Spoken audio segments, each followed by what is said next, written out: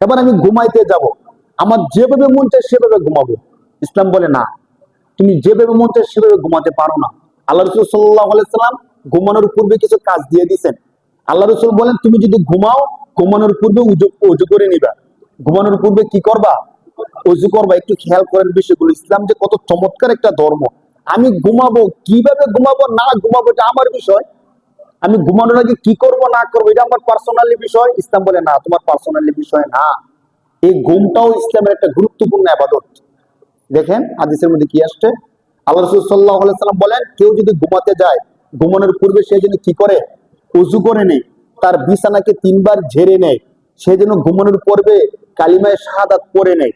ঘুমানোর পূর্বে কি পড়ে নেয়? কালিমায়ে শাহাদাত পড়ে নেয়। যখন ঘুমাবে তখন যেন সে একটা দোয়া পড়ে, আল্লাহুম্মা বিসমিকা আমুতু ওয়া আহইয়া।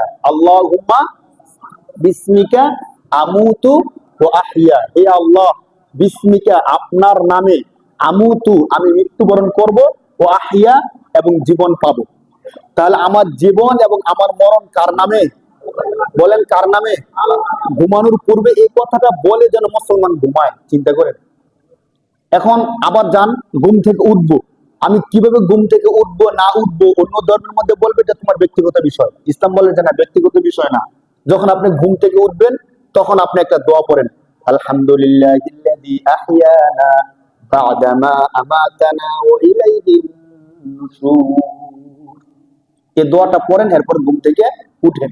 আমি যা বলতে চাচ্ছি এর মানে হলো, ইসলাম হলো এমন একটা ধর্ম, যেই ধর্মটা একদম দিনের শুরু থেকে নিয়ে রাত্রে ঘুম পর্যন্ত, ঘুম থেকে জাগ্রত হওয়া পর্যন্ত যা কিছু আছে সব কিছু ইসলামের মধ্যে বলা আছে। বলেন সুবহানাল্লাহ।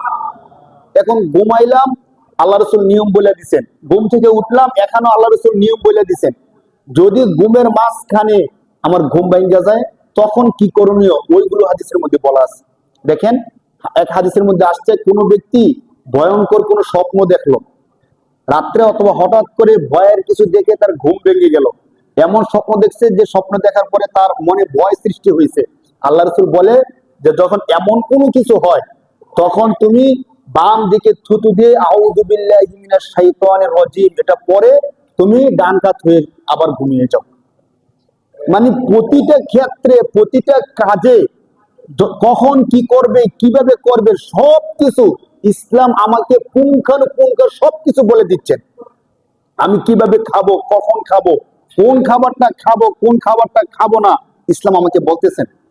কারো জমিন আমি দখল করতে পারি কিনা, ইসলাম আমাকে বলতেছেন।